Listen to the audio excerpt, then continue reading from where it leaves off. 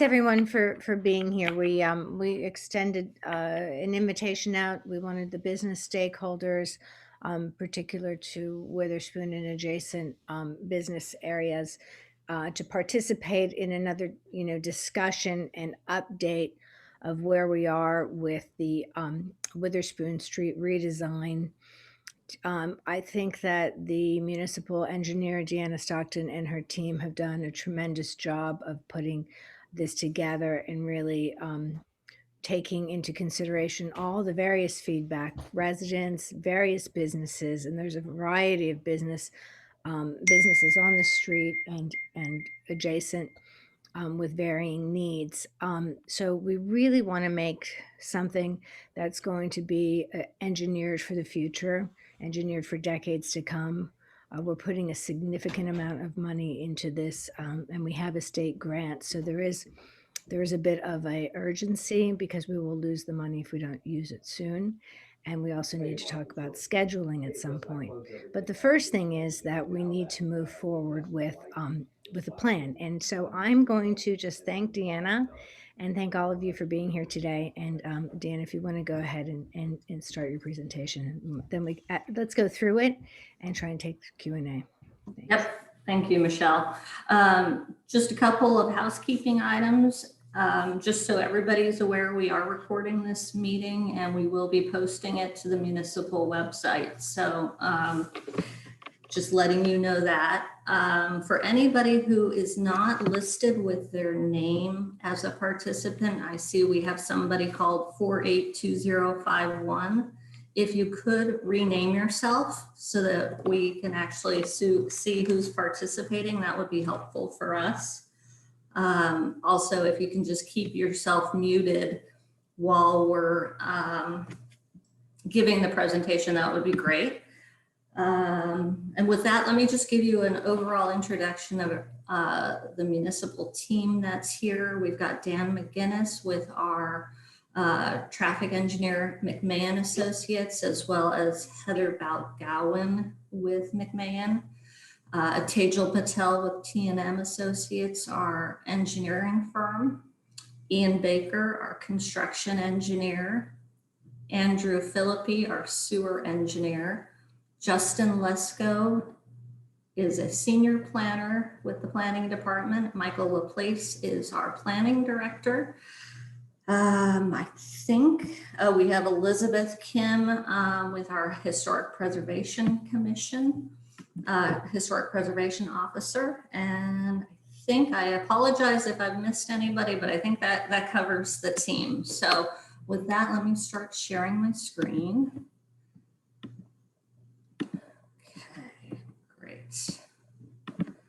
So we appreciate everybody joining us today. And I know that one of the main topics in everybody's mind is where are we at with parking? Well, Michelle said, or we haven't said this yet, the main point of this meeting is not about parking. If we need to get into the details of parking, we can do that at a separate meeting. But we want to give you assurance that with the hybrid plan that we are proposing, and you'll see the slide next, we are not losing vast amounts of parking. If you consider the way we've got the concept laid out and some new parking that we are opening up on Nassau Street, we're actually holding the status quo for the number of parking spaces. So just wanted to put that out there in the forefront for everyone. Moving on from there, you've seen this concept before.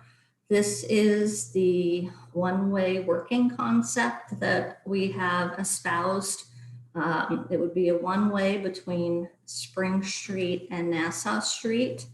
And one of the big items that we would love to have feedback from everyone at today's meeting is in regards to which direction of travel.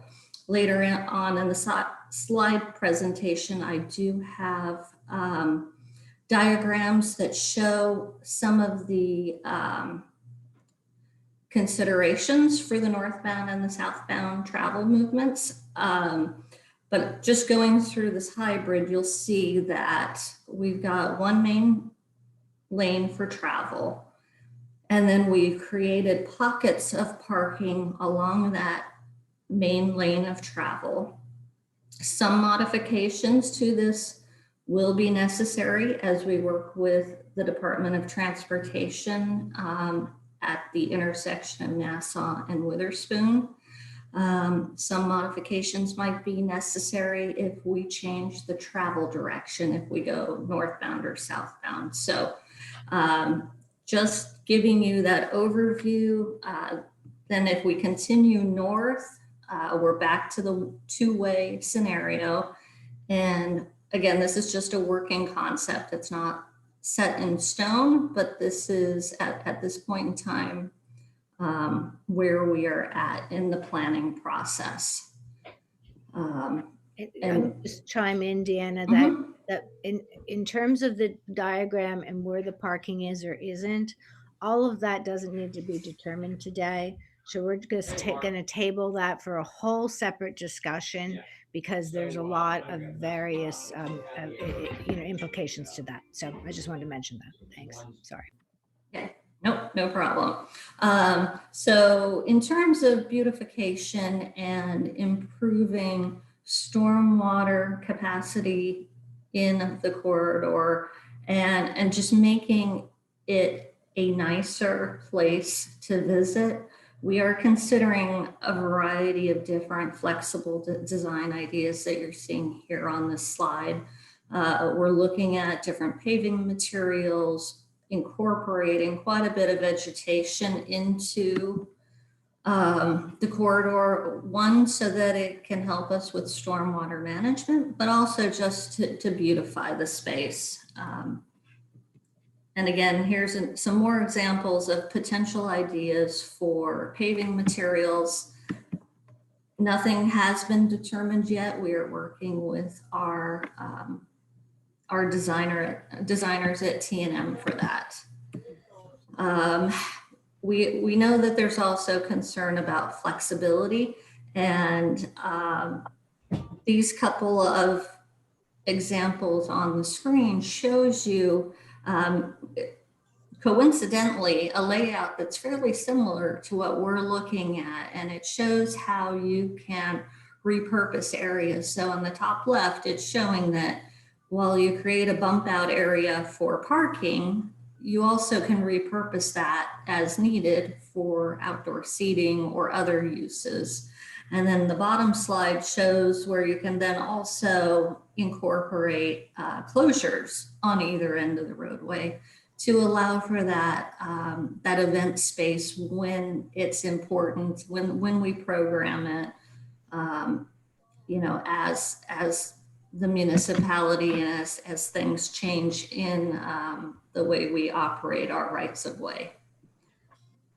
So going into the discussion about the consideration of the one-way traffic, one opportunity is to continue with our COVID pilot direction of travel in the northbound, which would take Witherspoon Street to the north. And actually, please, I'm going to say disregard on this northbound map about changing south 2 lanes direction, because I don't know that we have come up with that as a mitigation tool at this point because of some challenges at Nassau Street. So we will edit this before we put it up on the website. But moving on from there. So DOT has a plan to upgrade the traffic signal at the intersection of Witherspoon Street and Nassau Street. In that plan, if we have a northbound scenario on Witherspoon Street, DOT at this point is proposing a right turn lane on southbound Nassau, which would remove 3 parking spaces. This will be a point of negotiation, so that's not set in stone, but that is what they have shown to us so far. Deanna, can I just ask clarification? Those 3 spaces would be on Witherspoon Street itself under the plan, or would they be on Nassau? They would be on Nassau, over in front of Hamilton's. So Heather and Dan can answer any questions about our traffic study that was completed. But I just want to, I want to state that they utilized historic data from 2018 and 19 to create the base model for their traffic study. Then they also took some counts during COVID. But what they did is they used it just to check some of the things that have been observed. And but this study is based on historic data and not a COVID situation. So with that, they looked at what intersections in the surrounding areas could be impacted by the changes. And as we all can guess, you've got Van Divender, Washington, Nassau. You've got Wiggins and Van Divender.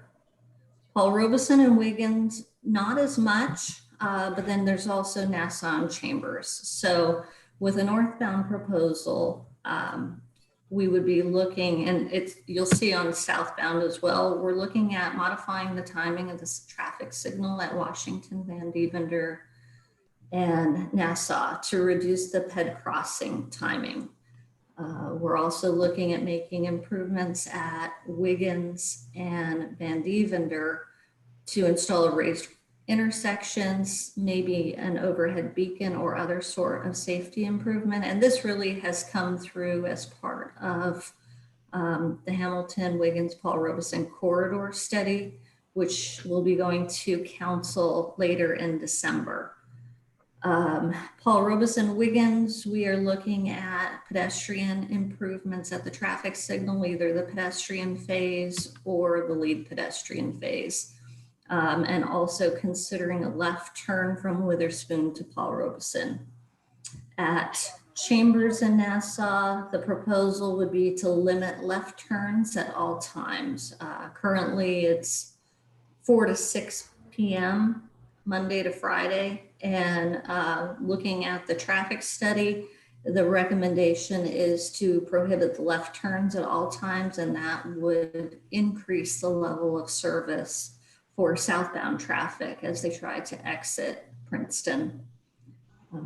Looking at southbound, one major component of a southbound routing would be to switch the operation of Spring Street.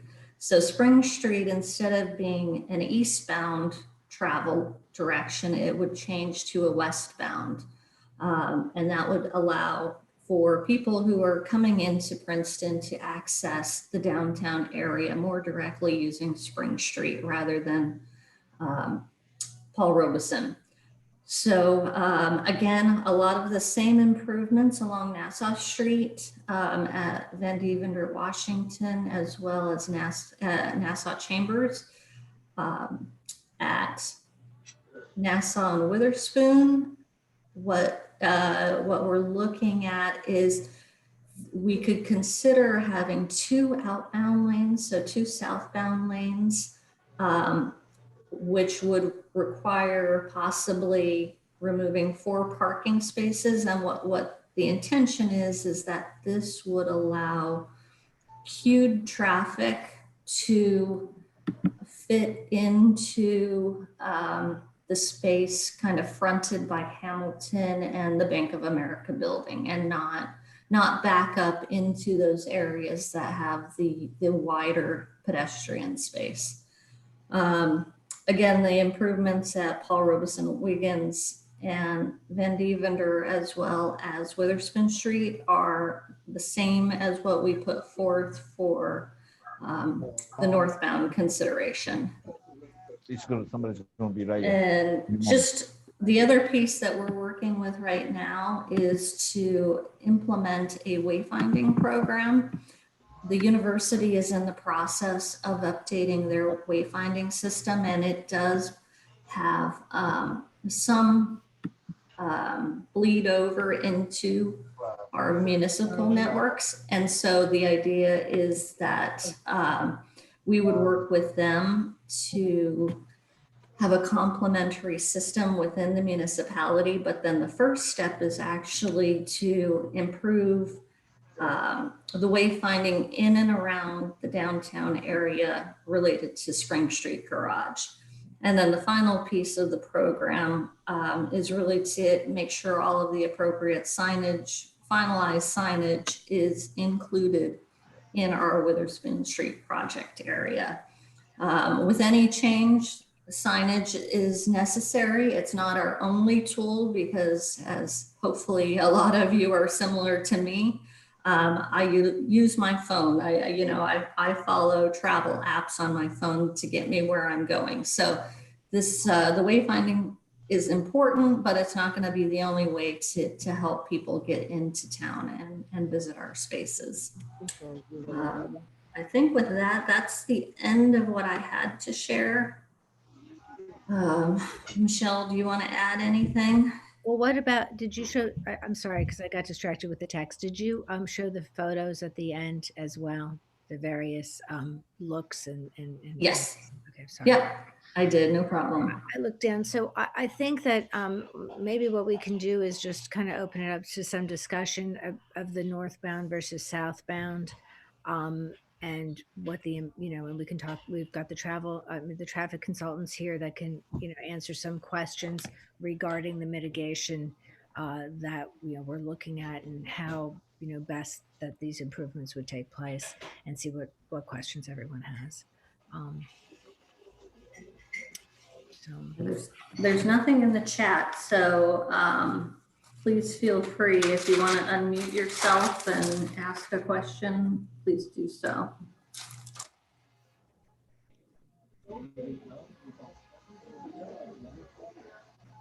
Deanna, hi, it's Lori Raybon from Palmer Square. As we've talked about before, I have concerns about selfishly Palmer Square being used as a cut through, which we have seen not only from travelers trying to get to other areas quicker, but also from a truck loading and unloading perspective.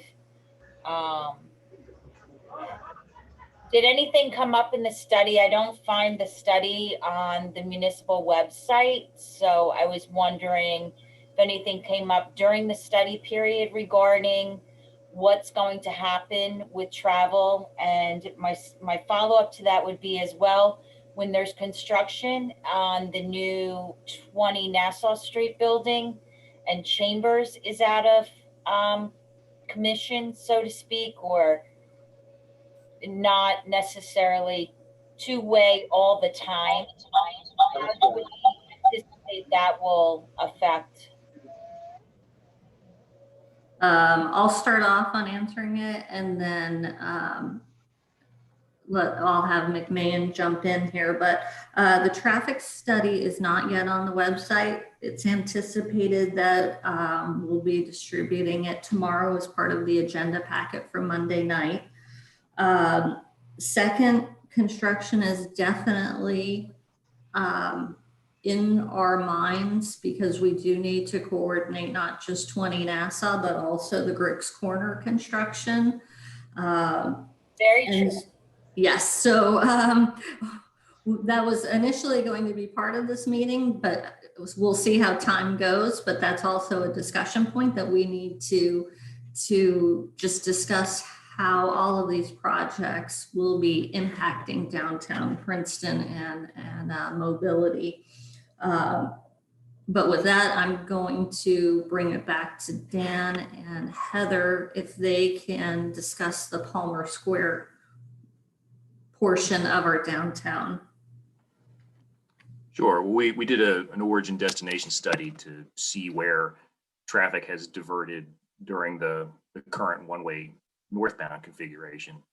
And it appears, based on our study, most of the traffic is using Coalfish Spring, Robeson, and Wiggins. We can guarantee no one's going to cut through Palmer Square, but that it certainly doesn't appear that that's where the brunt of the traffic is going now. Won't Palmer Square, I'm sorry, this is Hank Siegel. Can I jump in? Won't Palmer Square be the only place where you can go left onto Nassau Street? Yes, good point, Hank. And we are seeing people cutting through now. Yeah, for sure. I mean, it's only going to drive more traffic there.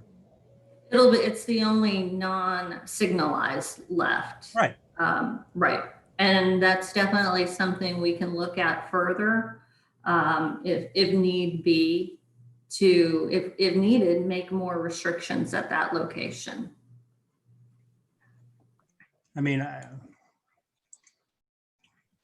don't know how many more restrictions we can make without, people throwing in the towel on coming into Princeton, but I guess we're all. I agree. I think that, yeah, making more restrictions is going to make it much more difficult to attract people to come downtown. We want it to be an easy experience for them.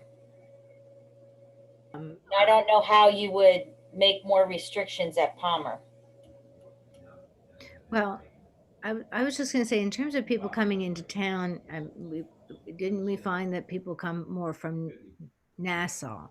So the northbound might make more sense in terms of, people still being able to turn up Witherspoon. And what you're talking about is maybe people more coming back through town, and that would be hopefully more people more familiar with it. I don't know, but Dan, what have you found? You know what I mean? Well, the other alternative is in the northbound one-way scenario is Spring to Vandeventer. That also gives you access to that direction. Right. I think that from what I'm hearing, the concern is the southbound traffic out of Princeton. So if we were to employ a northbound Witherspoon, the concern is that there's very few opportunities to go southbound.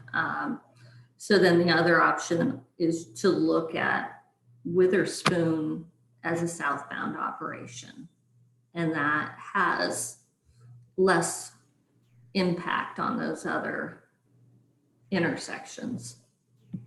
I just wanted to jump in. I mean, from an economic development point of view and trying to drive businesses, doesn't it make more sense to make it easier, particularly for visitors, to come in pulling them off Nassau, pulling them off Washington and places like that, and to go northbound to go to our parking facilities? They got to get out of their car and walk around, or downtown doesn't work.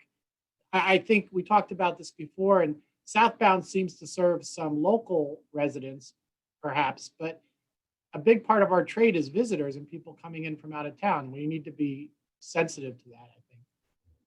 Thank you, Michael. Yeah, I agree with that. I mean, intuitively, that makes sense.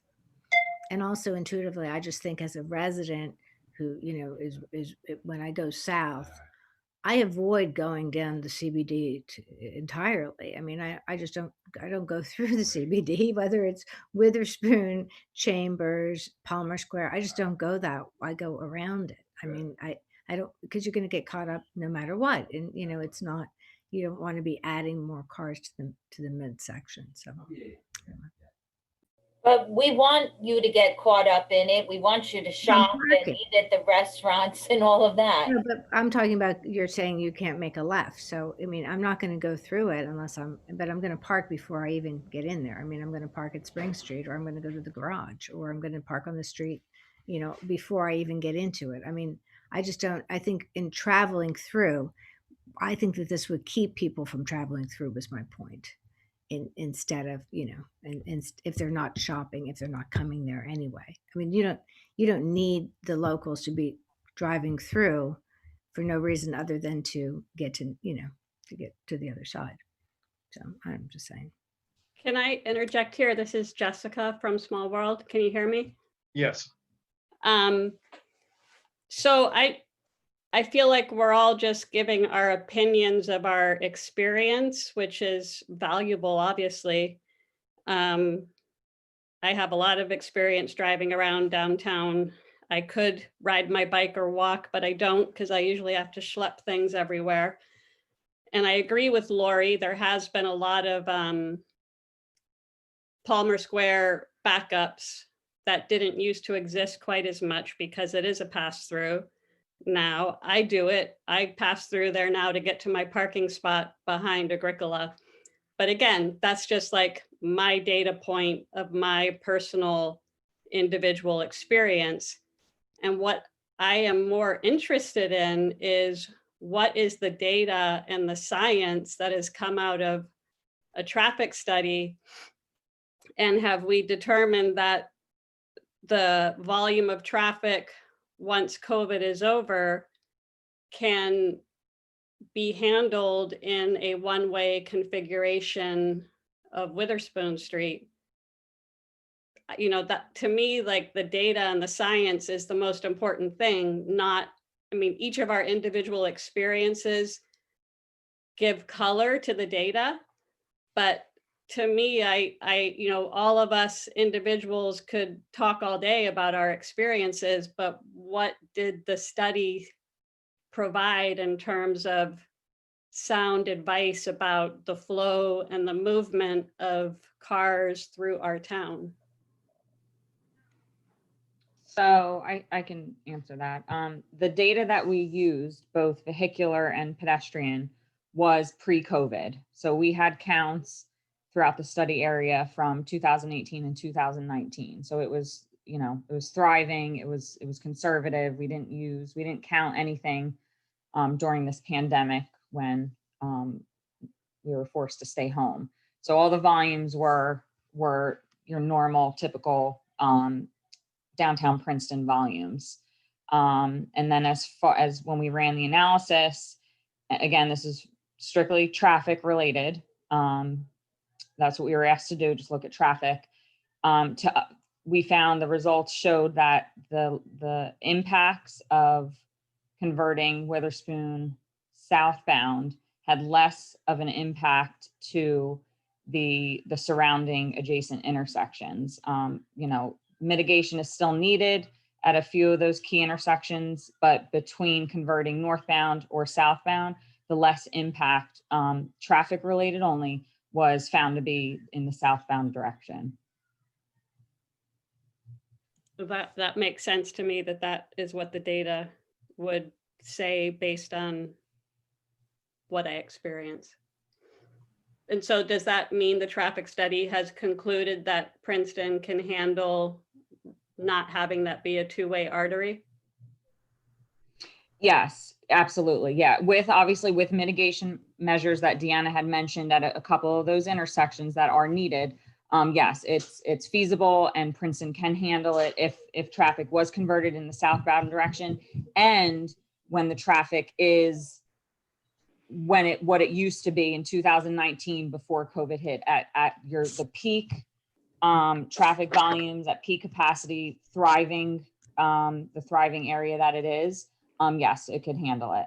Heather, is it safe to say though that the traffic study the results that you just talked about are more about how changes to Witherspoon changes the function of those other intersections in Nassau Street? It's not really the topic of where do we want to accommodate traffic? Where are we helping people find destinations? It's more about how it impacts vehicular traffic flow on the state highway intersections, right? I mean, I think we need to be clear about what we're trying to accomplish. Yeah, it's you know, the traffic study just looked at impacts of the traffic on the 12 or 13 study intersections. Some were state jurisdictions, some are Princeton jurisdictions. Yes, it was solely the impact of the traffic on those surrounding intersections. Thanks.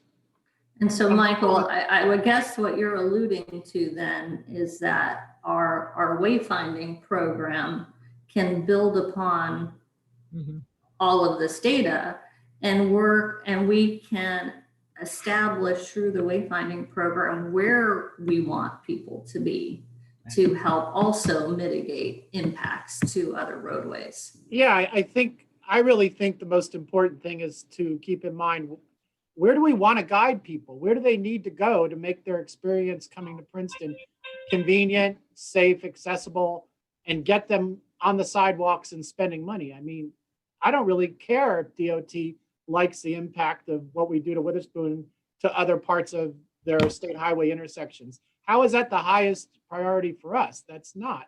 You know, for us, we got to get people out of the cars, parked, and then walking around. to me, that just seems obviously what the priority is. Yeah, I agree with Michael. Can I speak? Yeah, I sorry. was just gonna say before you speak, Jack, I was just gonna suggest that maybe we go back over. I thought we were gonna that the traffic study actually said that either were feasible. Maybe one was a little more desirable than the other, but either was feasible. So maybe we could go back in this group and just go back through the northbound, southbound, and the mitigation, just so we can have a little bit more discussion and maybe share the screen again. But okay, that's all I wanted to say. Go ahead, Jack. Okay. I understand what Michael was saying. Just to turn that on.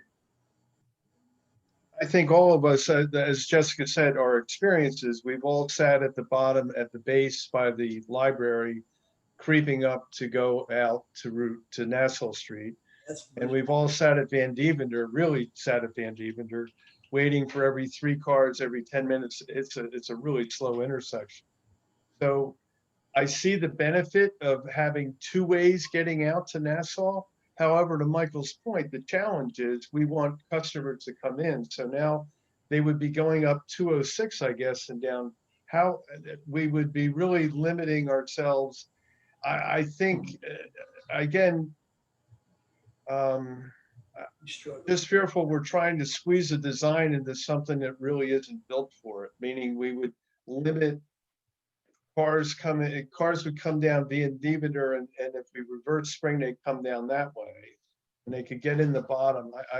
It's challenging, sure, because at some point we've all sat in these lines, and that even though, Michael, I understand that we want to get people in, the majority of people in this community, and I for one, don't come into town on the weekends because you just can't do anything. It's just congested, doesn't work, doesn't flow.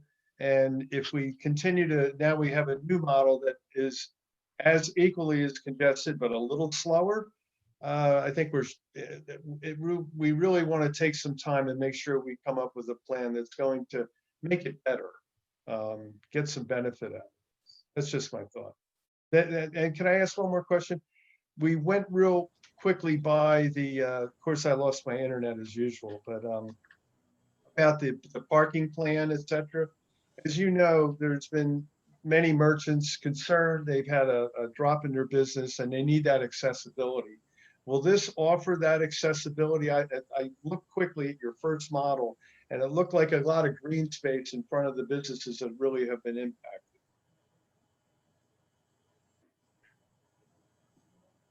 Yeah, maybe you lost your internet during that, but we will. There's an opportunity that it could be a zero net effect, but we wanted to take that conversation off the table today because there's so much to talk about that we really just wanted to talk about the northbound, southbound in traffic mitigation, and then the traffic, since we have the traffic consultants with us to discuss that, and then. Well, when we get into parking, there's so many layers of that. There's parking, there's how long and where it would be and loading and all that. So we want to take. So we know that that's very, I almost think they go in tandem. They go in tandem. And it's available, and you know, it's just a matter of design. Okay. All right. Heather and Dan, could you go in, since this is your traffic study, could you go into the details on the northbound and southbound mitigations? And if you need me to share screen, I can do that as well. Sure. Do you want to go back to those 2 slides? Yes. Can you do that? Oh, you mean the ones that I have on my presentation? Yeah, if you don't mind, I might just help people visualize it. Yep, I can do that. All right, just a minute here. Okay. Sorry, bear with me. Trying to pull it up here.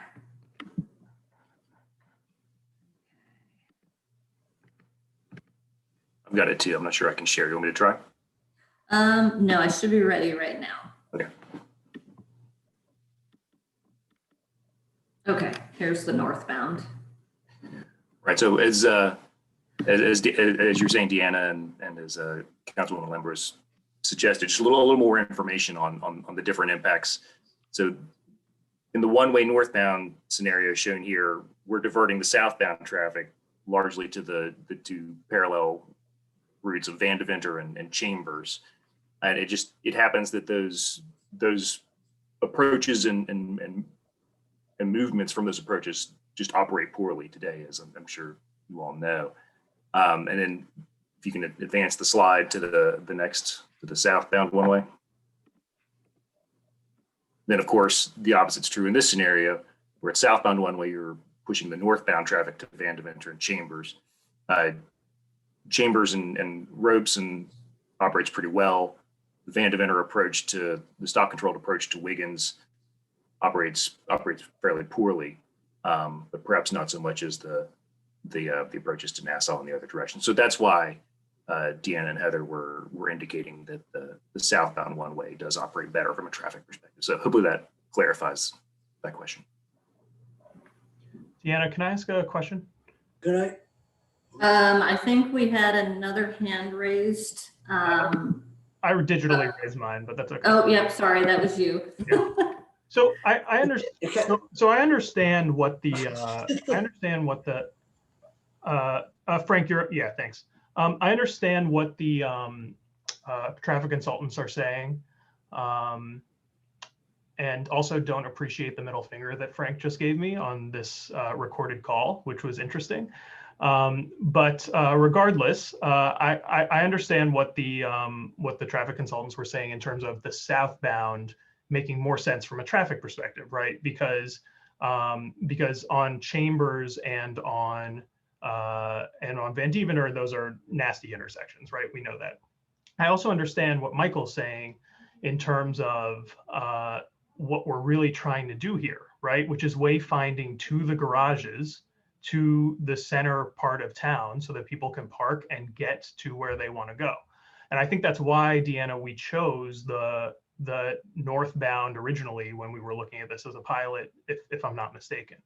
So I think it's really important as we sit on here, as it's been said already, that we think about, there's the traffic aspect, right, which is not thinking about anything else in terms of economic development.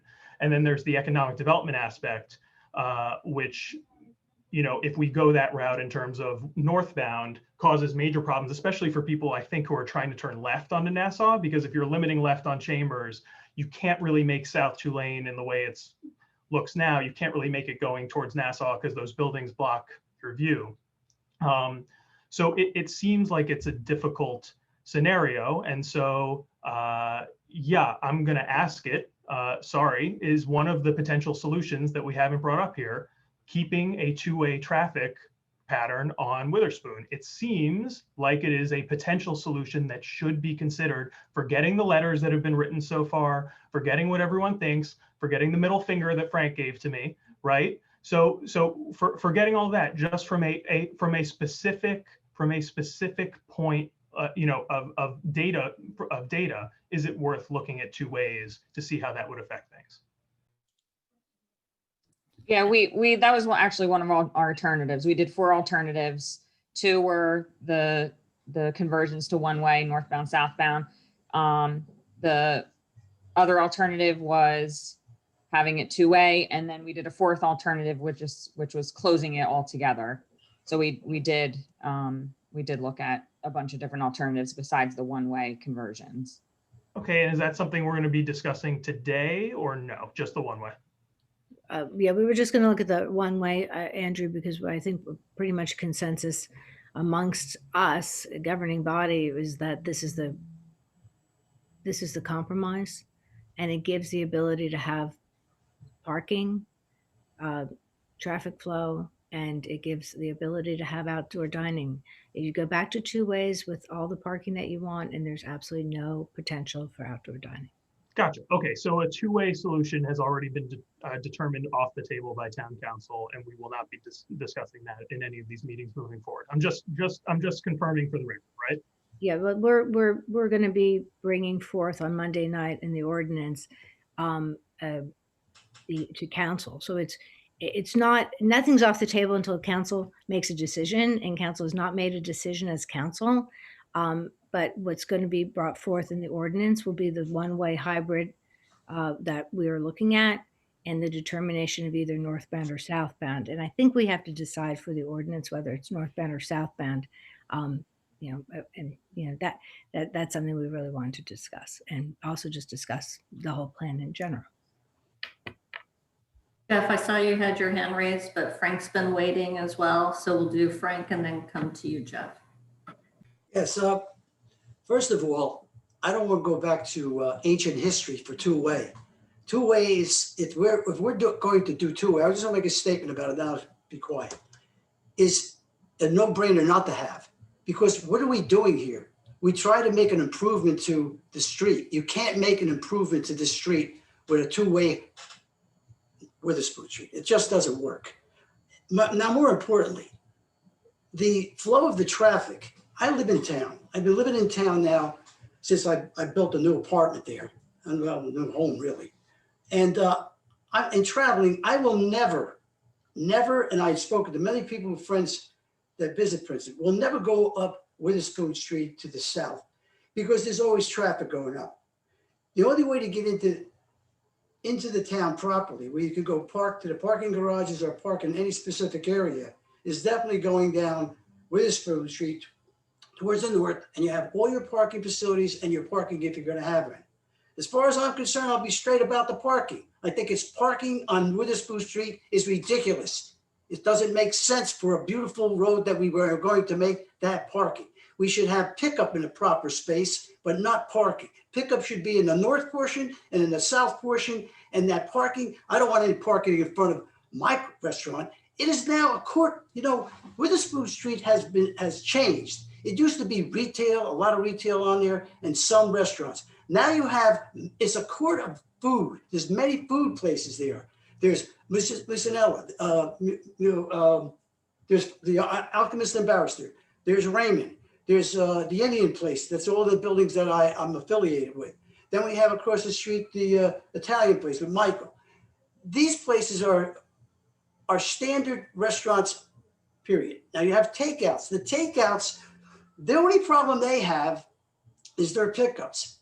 And I prepared a plan that would work for the pickups, and it would work fine. When you put parking, you can't design it with a picturesque, beautiful attitude. You have too many cars, and it all can be regulated with a proper zoning, which is later.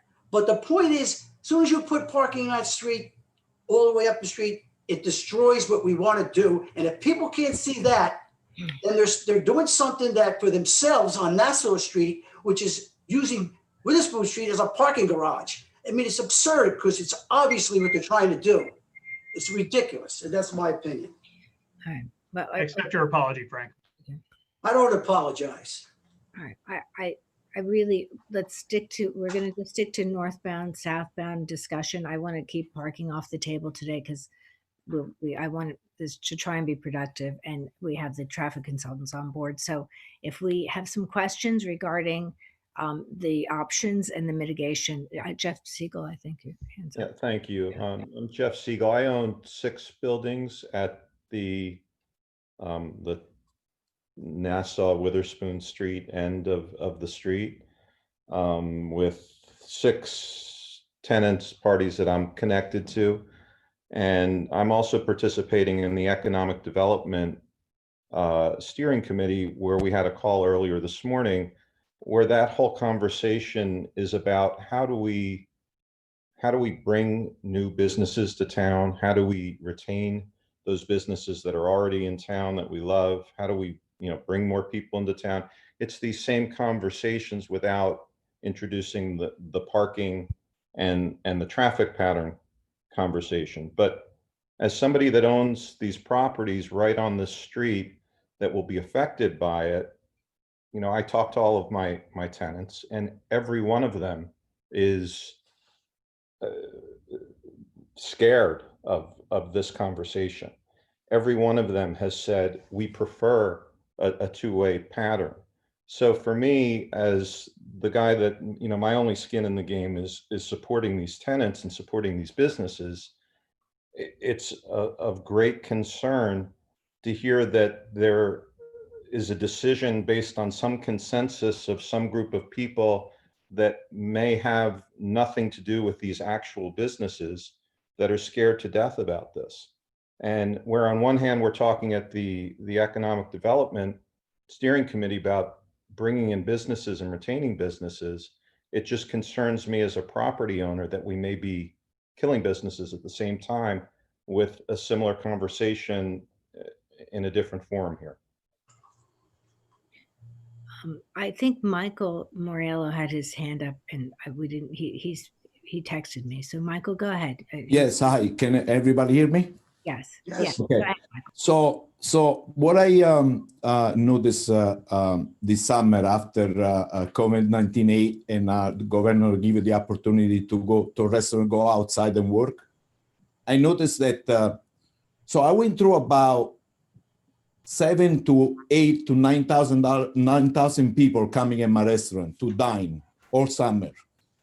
And because I was here working every day, and a lot of times, I can't count them, I'm sure I didn't ask everybody, but a lot of times I ask my customers, after asking if the meal was good, I ask them if they like this change. Now, I think that this meeting should be made because everybody said yes, and there was no one single person saying to me that they didn't like that change. This meeting should be made to see how we can make the community and the people that come from outside of Princeton to enjoy a change like this. And it should be made all united to think how everybody can benefit from this. Like even a store in the other side of the town, not just restaurants or business in Witherspoon. And we should come up with ideas how to integrate the whole town around a change like that. I give you like 1 or 2 ideas. I would stop serving coffee to see if people will enjoy coffee as Small World, just to give you an example. Or maybe, I don't know, if you go shop to Palmer Square, you can have a dinner at Mezzaluna and get a discount or something. I don't see just a change for Witherspoon. I want to see a change for all town. Like Frank says, this street faces one of the most important houses in the United States. So we should create something and create an attraction for all town, because more people come into town, more everybody gets benefit, even people from the other side of town, if we are smart and make it work for everybody. I'm done. So we should work out to make the community happy, because everybody wants this change. Thank you. Yeah, thank you. And what I'd like to do as well, concurrent with these conversations, is for those willing to listen, I'd really like to bring in some people who have gone through the changes in Somerville and in Red Bank. And those are pedestrian malls, but I think there's a lot of similarities to what we're doing and what the economic impact, which I understand was quite positive in those instances, and how they worked through some of these concerns. And like I said, I wanted to take the parking and loading and deliveries and all off the table, because it's a huge amount of work that we still have to do. This is a first step in the process, but there's a lot of work that needs to be done to hammer out the details of it, which are essential. We don't want to put anybody out of business. We want to create something that is really an attraction. But if you go back to the way it was, there's no outdoor dining. And quite frankly, just you just make it look a little prettier. But if you have the same, if you're not really engineering for the future. And when we make an investment of millions of dollars, we really need to be looking, and we talked about this on the call earlier today on economic development and revitalization, is you need to make an investment, an engineering investment that's going to be something that's for the future, that you can, and that's why we call it a hybrid, because you can be flexible with it. You can put parking here or there, you can flex it, you can try it, you can close it for a special event, you have a festival or something, you can have a variety of options. You have summer dining when there's less people and you want to close it, that's fine. And then, you know, you have parking on both sides maybe, and sometimes, I mean, these are the things we want to work out, but we can't go anywhere without doing an ordinance first and deciding if we want to go one southbound or northbound. And we were looking really at the traffic mitigation, and what the traffic study came back and told us is either way is feasible. So we want to start to get feedback on this first phase, and then we go into the next phase.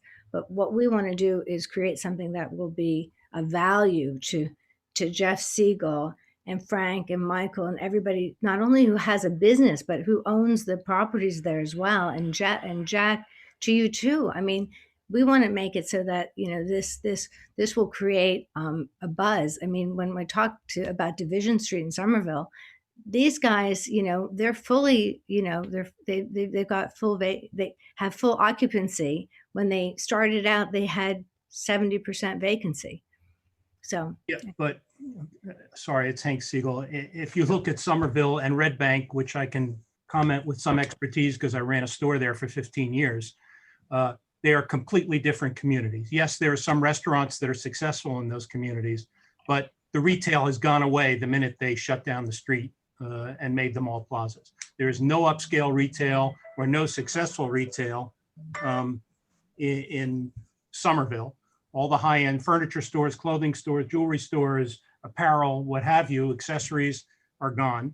And certainly it's the same for Red Bank by and large. And the remaining ones are going to be leaving shortly. So it's a completely different deal. okay. Michelle, can I chime in real quick? Because I know you want to discuss the southbound, northbound alternative. And, you know, I'm not a traffic expert. Off the top of my head, I would say southbound would be my preference. But again, I don't study traffic.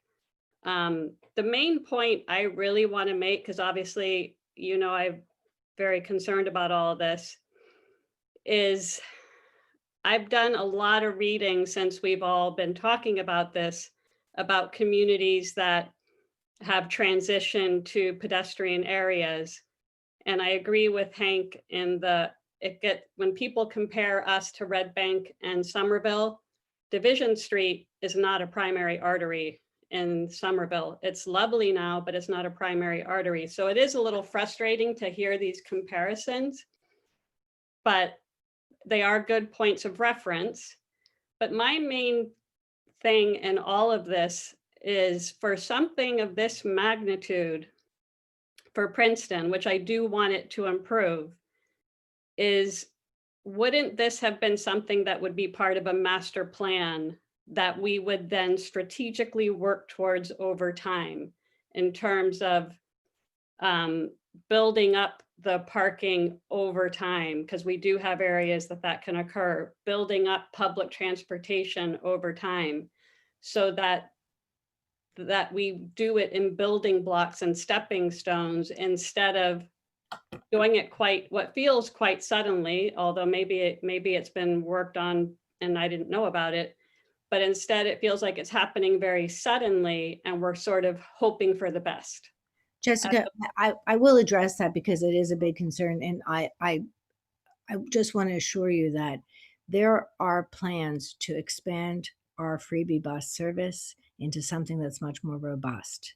There are plans, there's funding. We are looking at exactly how to do that. And we're kind of doing everything simultaneously. We are also looking at a massive change in permit parking. And we're also looking at other shared lots and other ways that we can increase parking. And we're looking at it all. We are looking at it holistically. And I don't have Mia on the call because she's the master plan guru.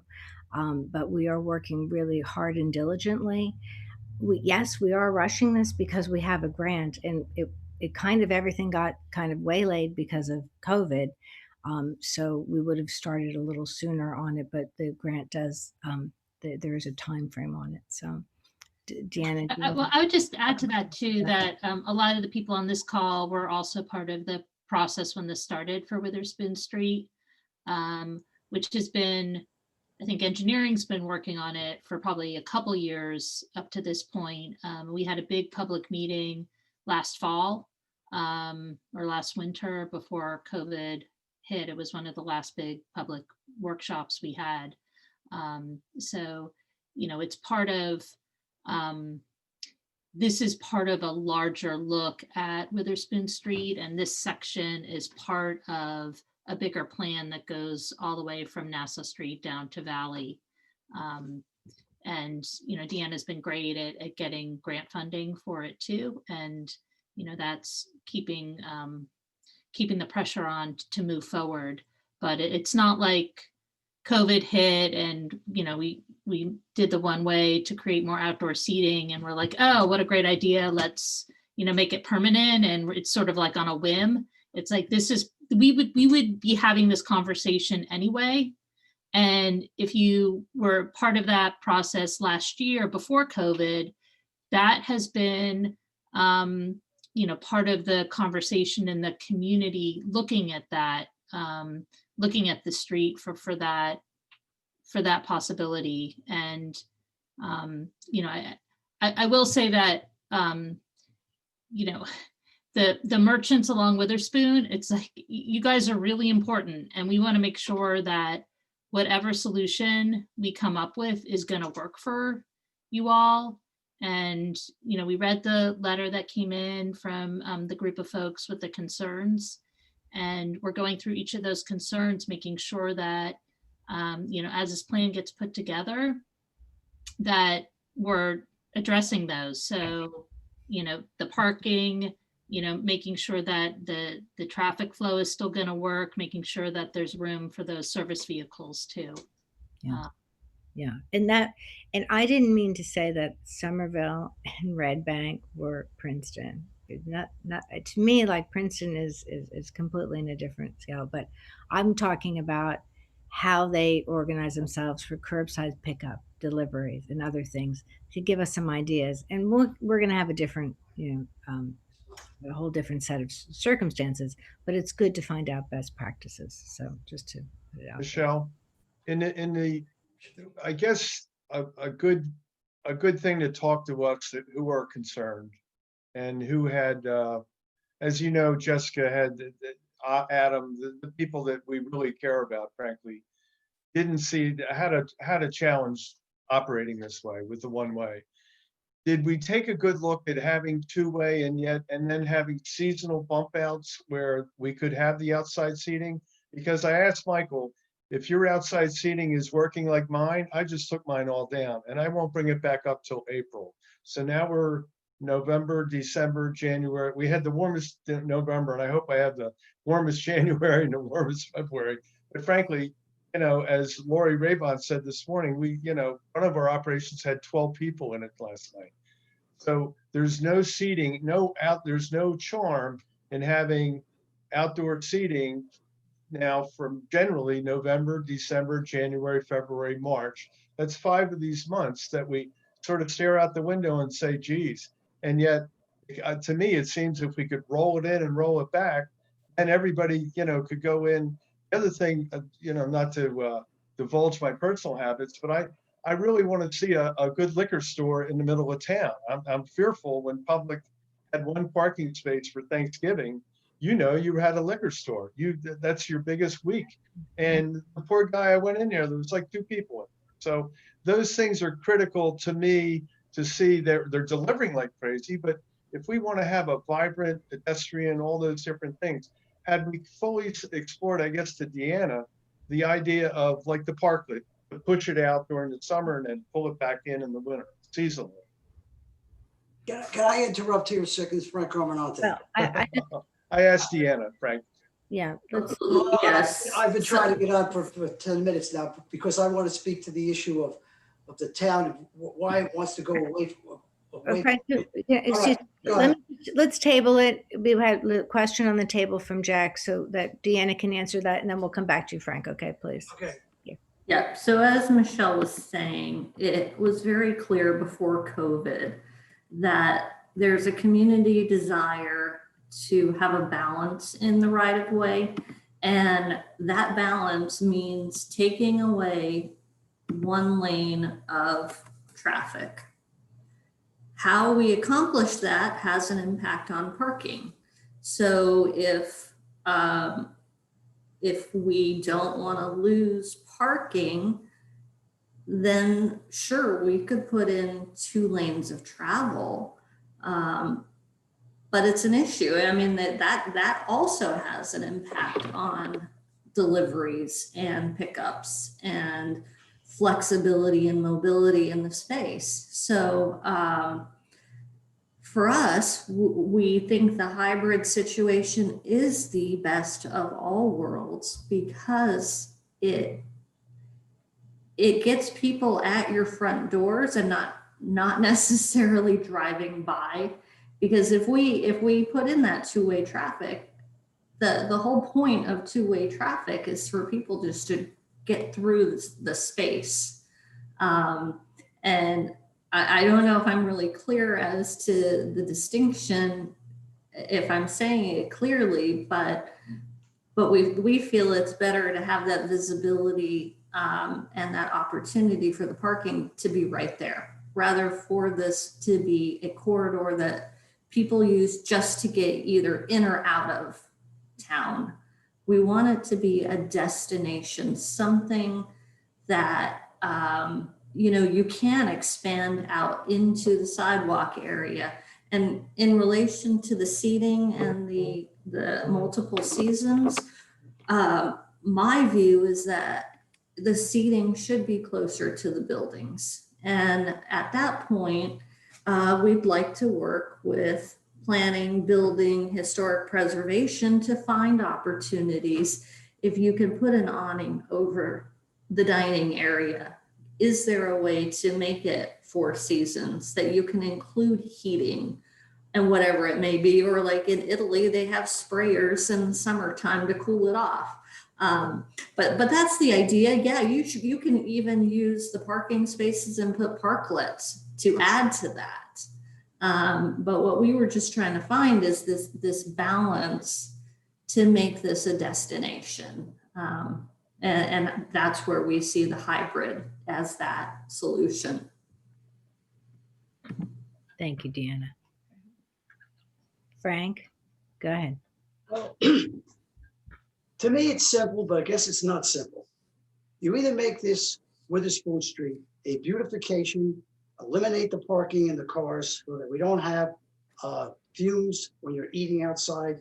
It is more of a restaurant street. And it's also an eating area where you pick up. I tried to accommodate the pickup by putting it in a certain spot. If you put 2 lanes, it just doesn't work. And we were Princeton.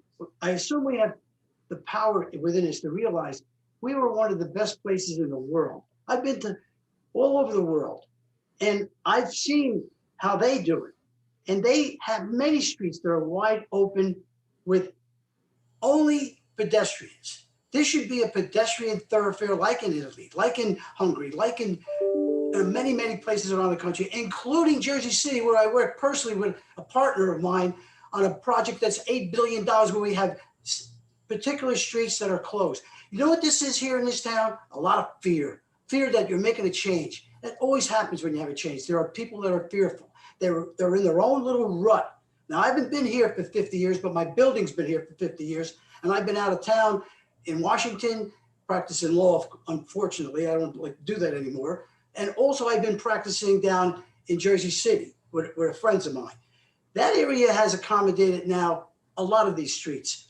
And the interesting thing is the people who own the buildings, Seagulls, I respect their position of owning those buildings. But if they did any, I assume he does. I know Jeff, I know a little bit about him. He's a very sophisticated businessman. Now, when you look at these buildings and you start not taking into consideration that the value of the building in all these places I've been to either goes up 50% to 75% in value. Now you're going to pay more taxes, but your building's more valuable. Your tenant is, I love the tenants, but they always are temporary. They have a position where they change, or the position where they get sick, or the position they leave. The buildings are there forever, or they could be there forever in the families of the people that own them. They have to protect those buildings. They have to protect the look of those buildings. And when you have cars and trucks all over that site, it looks ridiculous. Just stand on that street by Spring Street and look up that street and think of it as a nice little walking area with no cars and trucks on it to belabor the street. It's beautiful. You'll have an invitation. You're giving an invitation to Princeton and the young children, the young people there to come in here and visit it. To go back to 100 years of 2 lanes is utterly absurd. It's just fear. People are fearful. I have a business there. I have a number of businesses there.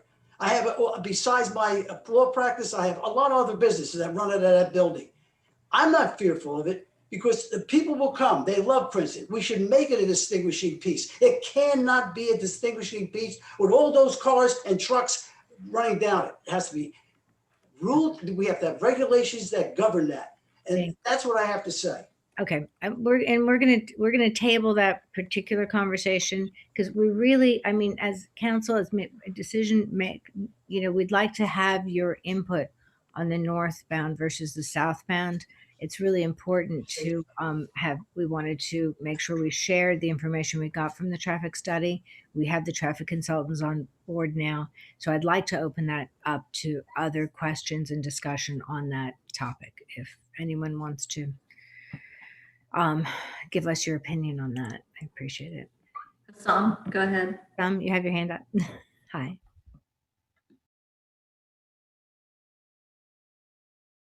You're still muted. Still muted. Still muted.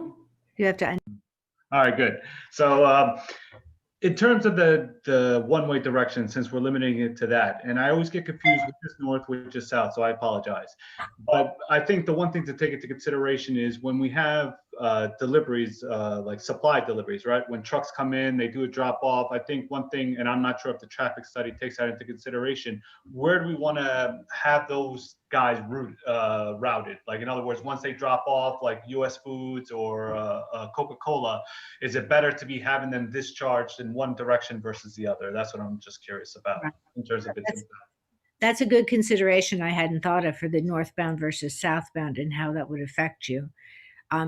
Because we have the flexibility, as Deanna mentioned, on the plan itself, where exactly we would have the loading zones or the parking zones and so on. And we can work out those details because they're very important. I don't know how that would impact on the northbound versus southbound discussion. That's a good point. Most of those trucks come from Route 1 restaurant owners. Yeah. I would assume so, but. So northbound might be more. You are correct. So northbound would be more advantageous from that standpoint. We hadn't discussed. So that's a good point. And that's also where I would guess most visitors from outside of town are coming as well. Right. And that was Michael's point earlier today, which I think is a really good one, is, we all residents coming, southbound, we kind of know where we're going, but you have new people or people that, come infrequently coming in from Nassau. So maybe the northbound, makes sense both from deliveries and also visitors. And then, that wayfinding, getting them right into the Spring Street garage or Hallfish garage. And, and that way, because we don't have wayfinding now, which probably adds to I asked the traffic consultants, like, how much of the traffic are people circling to try and find that ideal spot in front of their destination? How much of that traffic could we be moving off the streets if we were moving them quicker into the garages? I don't think we have a way. I don't know if we have a way of calculating that, but it seems intuitive anyway. Yeah, and the only thing I was saying is that, it's one thing for them when they come to the stores. It's like, once they're done, what's the best thing? If it's going south, would take you towards the university, right? So if they go south, am I unmuted? You're good. Yeah, and if they go south, is it better to have them on Nassau Street? I would imagine it's not, probably. So, but that's just the only thing to take into consideration. I defer to the experts on that. Yeah. No, it's a very good point. We hadn't discussed and hadn't thought of. We had some discussion, Michelle, internally. I've spoken with Dan and Heather about this, about, what percentage of trucks do we have? How much of the overall traffic mix do they make? And do we have any outstanding safety concerns if we are disrupting their path of travel from, say, Nassau more onto our local streets. And so Dana and Heather, I don't know if you want to talk about that at all. I know you guys have looked at it. Well, of course, we did include the truck volumes in our capacity analysis. We did not specifically analyze truck routes. So to me, it's not immediately apparent whether there's an advantage to coming from 206 to 27 or from 27 to 206. I mean, clearly the truck has to complete its journey one way or the other. So we didn't analyze that specifically, I guess is the short answer. Yeah, to me, my concern are the right turns.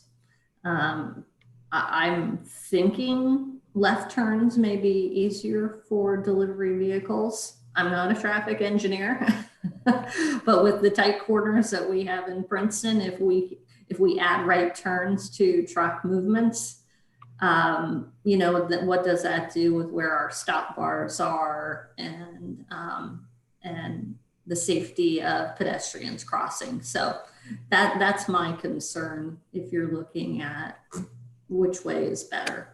But depending on where their origination is, we have both lefts and rights already occurring in the system. Deanna, let's assume that we stick with the northbound and the trucks are coming, right? Now you talk about I heard you mention potentially a right turn lane that the state wants to do in front of Hamilton. If the trucks are making a right turn from Nassau onto Witherspoon from a right turn lane into a 1-lane street, some of them have to make wide right turns. Is that a consideration as well? That would be, and that's why one of the reasons why I would have concern about DOT establishing that right turn lane. We really need to take a look at the safety of it, because you may have vehicles that are going into a right turn lane, but then the trucks have to stay in the straight lane, and there could be conflicts on that movement. Yeah, and it's not to say we'd have to do that, because I would want to see any way we could to keep those spots in front of your store, Andrew. I know they're important. Well, I wasn't necessarily talking about that. I was honestly asking about the right turn and the wide right turn. But Deanna, you and I should talk about that, because we do have some insurance requirements that if that is a DOT thing that's happening, I just need to know about it. So, okay. Yeah. And that's something I know is part of the DOT design and their concept development. That's something that they will look at. They will look at the turning maneuvers of all the different sizes of vehicles that could utilize the roadway. So that is something that they will look at, DOT. And to add to that, just to clarify, the state's proposal, that what's out there now is basically like a de facto right turn lane is how they're looking at it. And it's about 50 feet, I think. And so that's what they propose to install as a 50-foot dedicated right turn lane. So basically just striping the existing lane length. The parking loss, I think, comes from the taper, the losing 3 stalls to install that diagonal taper into the right turn lane, just to clarify. So we've got about 10 more minutes for the meeting. I don't know if we want to extend it. What other questions, concerns do you have about the northbound versus southbound?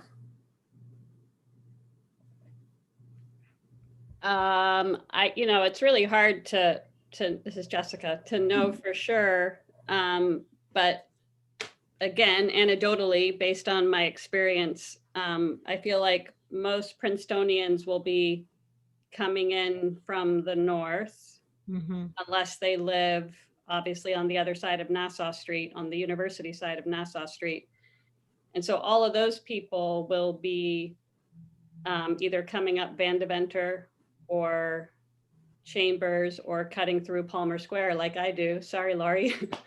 And it's really just a toss-up. One thing I have noticed is people do have for the few parking spots that will be remaining on Witherspoon Street, people generally have an easier time parking when it's going in, like, you know how it's hard to parallel park from a certain direction? People have an easier time parallel parking when it's going to the south, parking on the right side versus the left side. I don't know, maybe I'm just uncoordinated, but I don't know. I think that it's really hard to know where all of our visitors are coming from. Obviously, many of them are coming from the 287 corridor, Somerville. Some of them are coming from Route 1. Some of them are local. I don't know where most of our people come from, but my personal experience, just as a resident, I prefer the Witherspoon going in the direction it's not going in right now. But it's kind of hard to know until you're doing it. Yeah, it is. Going back to the data and the traffic consultants, can you give us any more guidance or clarity on what the reasoning was, why the southbound was a little bit more preferable than the northbound in your conclusions?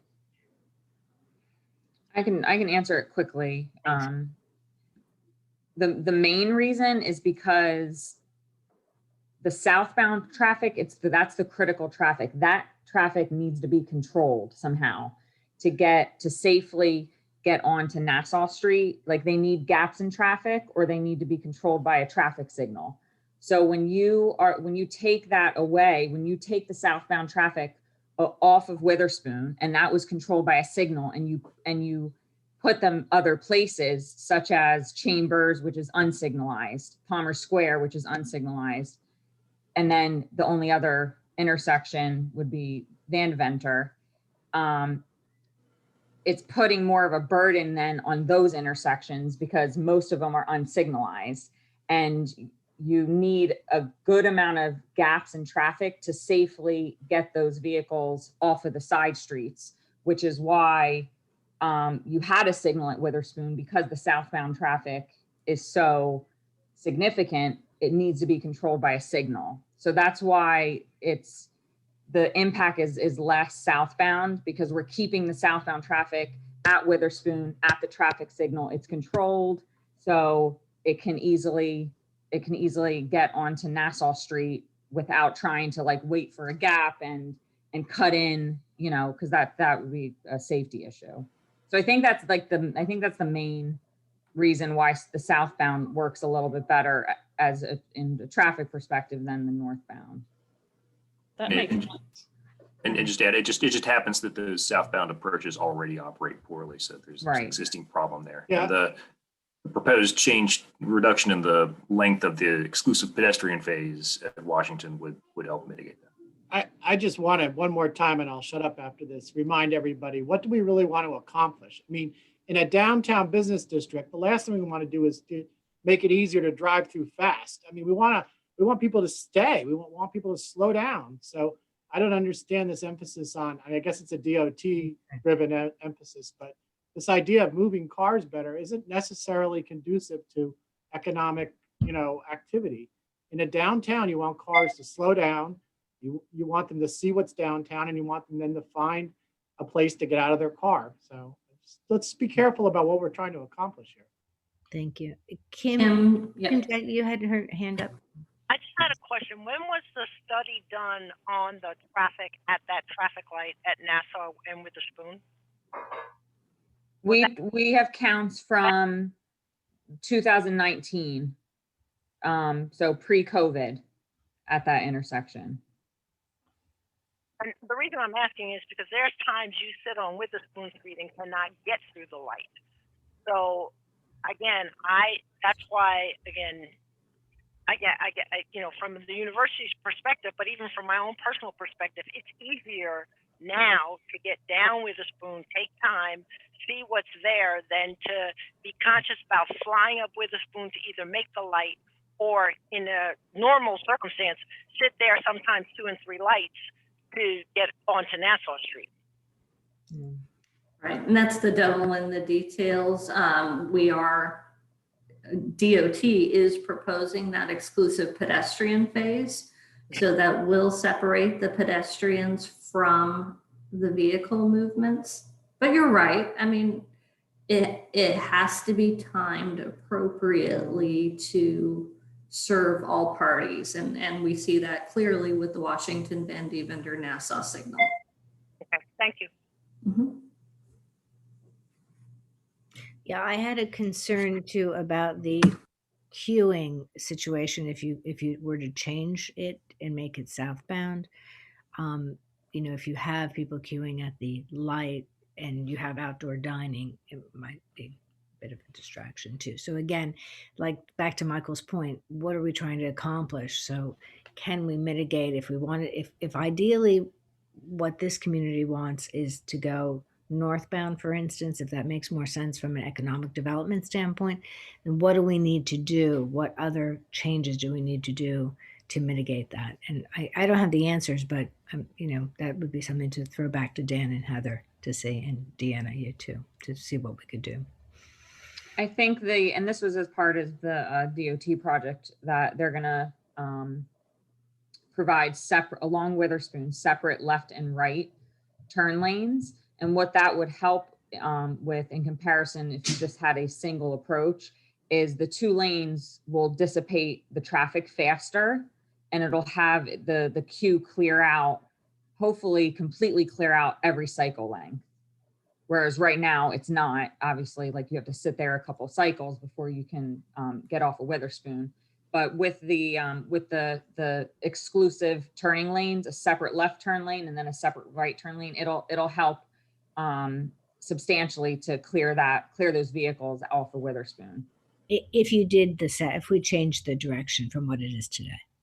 Correct. And you also provided 2 separate lanes, one for left turning vehicles and one for right turning vehicles. If we had to do that, we'd take out some of the parking though. It wouldn't be. Correct. Yeah. That's the trade-off, yeah. Yep. Always a trade-off. So Yes. the trade-off, there's nothing perfect. We're starting to run out of time. Are there more input, more questions for the Deanna or the traffic consultants? I just want everybody to be aware that our main vision for these improvements is to improve the quality of life for the residents as well as the business people in Princeton. And that has been the overriding principle as we've looked at all of these changes. Regardless of which direction is chosen for this northbound or southbound, DOT will have a say in it because we will have to get a permit from them. But please know we are not basing this decision on whether it creates more congestion on Nassau Street or not. It really, we are looking at our municipal system and what's best for Princeton and not the state highway. I have one question. What do we do now? What's the next schedule of events? Or I know I talked to Dan Matter to pull off my what's the street going to look like in between now and whenever we anticipate this work to begin? Will we go back to what it was, or what are we doing? Well, that's a good question. I think we've run out of time today, but we did want to talk about scheduling and in terms of there's work that needs to be done. Deanna, do you want to just kind of brief them quickly? Sure. We will have to get together and discuss this as well and try and figure it out because it's a good question. We have barriers in seating, and I can assure you nobody's going. I'm trying to get a date here in the office, and everybody's turning me down for tonight. Yeah.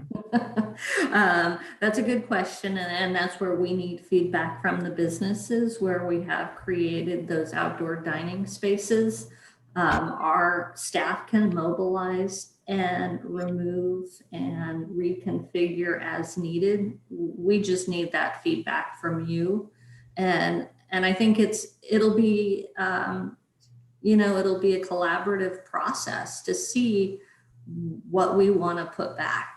or what we want it to look like from now through winter and then winter into spring and summer next year. We anticipate that the road work won't take place until sometime later in 2021. We don't have a schedule yet, other than we have to award a construction contract by September. Whether we say construction starts then or we hold construction until the next January for the road piece, that's completely flexible. We have been working on a sanitary sewer construction project that was supposed to be in advance of the road project that we were hoping to do next January to March, in 2021. But again, if people are utilizing those spaces and there's the feeling that that's a higher purpose than us trying to get our sanitary sewer work finished, we're open to that. Andrew has information about how we would slice and dice the road space and close areas and do night work and have varying work hours on the sanitary project that we can go over at another meeting. But we have tried to come up with a best solution that with the least disruption. So yeah, I kind of lost track there. Leaving it up to the merchants, I would really urge Michelle and Liz and yourself to, I mean, it's a holiday season and again, they're empty. It's just empty and it's a mess and it's, as you know, it's impacted people and it'd just be great to get people back walking on the street and, whether we keep the one-way configuration, give it some thought, but this is our weekend. We have 3 weekends left. Okay. And it gets real cold and I know. okay. Yeah, it is like a lot of people have decorated those the Jersey barriers, so it has to be done in collaboration with the businesses. So people aren't using the space. I think we put out the call a few times, and we can start making individual calls. I would push, yeah. I called Dan today at home, I guess, and we're getting our Pine Street stuff removed just because it's, Okay. Yeah, I will, as a retailer, if a restaurant's not using the space, it is appreciated if we could get that back. Absolutely. No, we've put the word out about that. I mean, it's, it's all a matter of weather right now and it's getting awfully cold. And, I think we wanted to help as much as we can, but, it's not, it's cold. Can I just ask a question about process moving forward? I know that, Michelle, you mentioned that the recommendation will go to council for an ordinance on Monday. What is that process forward from there? So it's an ordinance introduction on Monday, and then 2 weeks later on December 21st, we'll have a public hearing. And then we'll have a vote and this will be just for this, the ordinance would be to go one way, either northbound or southbound, we have to decide. And then the other details can be worked out later with the design concept. Yeah, and simultaneous to that, we are meeting with DOT to present the recommendation and begin the process to get their authorization to make the improvements. Yeah. Are there any other questions? Comments? Suggestions? All right. Deanne, thank you, everyone. And team, you did a great job. Thank you for your help, Heather and Dan. All right. Thanks, everyone. Thank you. All right. Stay well.